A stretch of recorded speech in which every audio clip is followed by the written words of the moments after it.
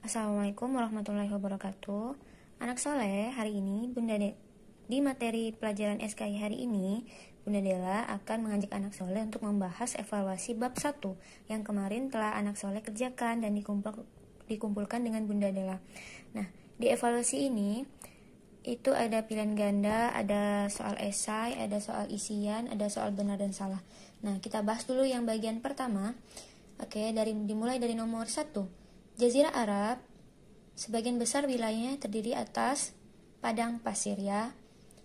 Nomor 2, keadaan sebagian besar tanah Jazirah Arab pra-Islam adalah D. Gersang dan tandus.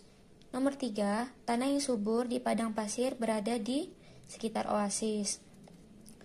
4, di lembah yang terdapat oasis biasanya keadaan tanahnya subur.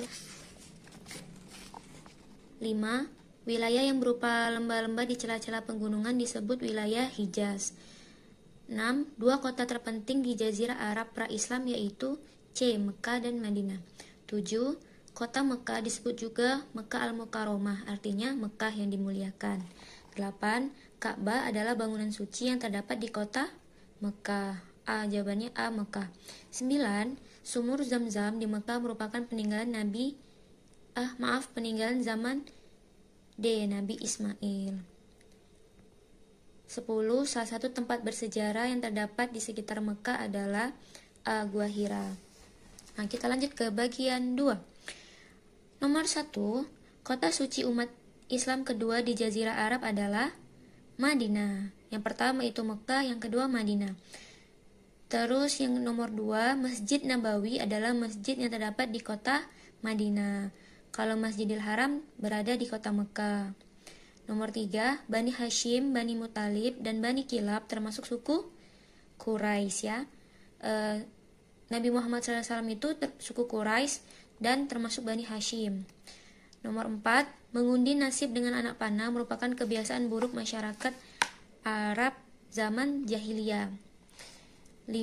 Pada zaman pra-Islam, masyarakat Arab menyembah Tuhan dengan perantara berhala. Jadi, zaman jahiliyah itu banyak masyarakat Arab yang menyembah berhala, menyembah patung-patung yang mereka buat sendiri. Nah, nomor 6, masyarakat Arab pra-Islam suka berkelompok berdasarkan suku. 7. Budaya dan sastra Arab pra-Islam terkenal adalah syair. Jadi, orang Arab pada zaman jahiliyah dulu sangat suka bersyair, membuat syair-syair. Syair itu kata-kata yang tersusun indah.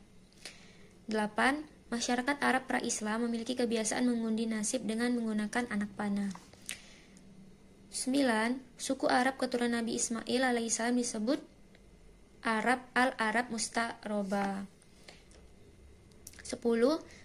Salah satu sifat terpuji masyarakat Arab pra-Islam adalah dermawan dan suka memuliakan tamu.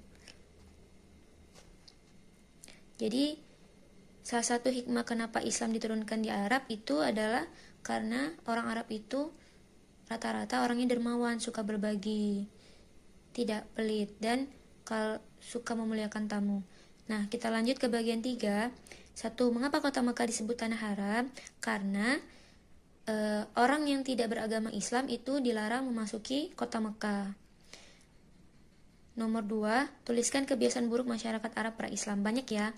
Contoh, 1. Menyembah berhala. 2. Sering mengundi nasib dengan anak panah. Ketiga, hidupnya terlalu bersuku-suku, sering terjadi perang antar suku, dan lain sebagainya. Lalu ke nomor 3, tuliskan kebiasaan baik masyarakat Arab pra-Islam. Itu yang pertama, orangnya suka berbagi atau dermawan. Terus yang kedua, suka memuliakan tamu. Nomor 4, bagaimana sikap kita terhadap kebiasaan baik dan kebiasaan buruk masyarakat Arab pra-Islam? Nah, sikap kita ketika kita sudah mengetahui kebiasaan baik dan kebiasaan buruk masyarakat Arab sebelum datangnya Islam, yang harus kita lakukan adalah kita harus mengikuti kebiasaan baik yang dilakukan oleh masyarakat Arab sebelum datangnya Islam. Sedangkan kebiasaan buruknya harus anak soleh jauhin. Tidak boleh anak soleh melakukan apa-apa atau kebiasaan buruk yang dilakukan oleh orang-orang Arab sebelum datangnya Islam ya. Yang baik kita amalkan, yang buruk kita tinggalkan sejauh-jauh mungkin. Nomor 5. Nomor 5, mengapa sering terjadi perang antar suku pada masyarakat Arab pra-Islam? Karena pada zaman jahiliyah di negeri Arab sering terjadi perang antar suku. Hal itu disebabkan karena sering terjadi perselisihan dalam memperebutkan kepemimpinan dan persaingan dalam memperebutkan padang rumput yang subur dan sumber mata air sebagai tempat kehidupan mereka. Lanjut, di bagian keempat, berilah tanda centang pada kolom B jika benar atau S jika salah. Nomor 1, sebagian besar daerah Arab adalah daerah subur karena tanahnya berupa padang pasir yang luas dan pegunungan yang tinggi. Jawabannya salah karena sebenarnya sebagian besar daerah Arab itu tanahnya berupa padang pasir dan tandus. Yang subur pun hanya ada di wilayah oasis, dekat oasis. 2. Di Jazirah Arab terdapat beberapa kota besar yang ada kaitannya dengan sejarah perjuangan dakwah Rasulullah SAW. Kota-kota tersebut adalah Mekah, Madinah, dan Taif. Jawabannya benar, centang yang benar. 3. Masyarakat Arab pra-Islam mempunyai kebiasaan-kebiasaan buruk seperti suka minum minuman keras, berjudi, dan menyembah berhala. Ya, benar, itu merupakan kebiasaan buruk masyarakat Arab pra-Islam dan harus kita jauhin semua perbuatan-perbuatan seperti itu ya, karena itu diharamkan oleh agama Islam. Nomor 4, apabila seorang masyarakat Arab pra-Islam kedatangan tamu, sementara ia tidak memiliki harta apapun kecuali seekor unta, maka karena sifat kedermawanannya, ia rela menyembelih untanya itu untuk menghormati tamunya. Jawabannya benar sekali, karena salah satu kebiasaan baik masyarakat Arab pra-Islam itu ialah masyarakat Arab sangat memuliakan tamunya. Nomor 5, dalam bidang sastra dan seni, masyarakat Arab pra-Islam sudah termasuk maju. Mereka memiliki penyair-penyair yang terkenal, bahasa mereka sangat bagus. Jawabannya benar. Masyarakat Arab pra-Islam itu suka membuat syair-syair dan banyak memang penyair-penyair terkenal yang berasal dari masyarakat Arab. Oke, itu saja pembahasan evaluasi bab 1. Bunda Della harap anak soleh dapat memahami materi pelajaran 1 yaitu tentang masyarakat Arab pra-Islam ya. Oke, sekian. Wassalamualaikum warahmatullahi wabarakatuh.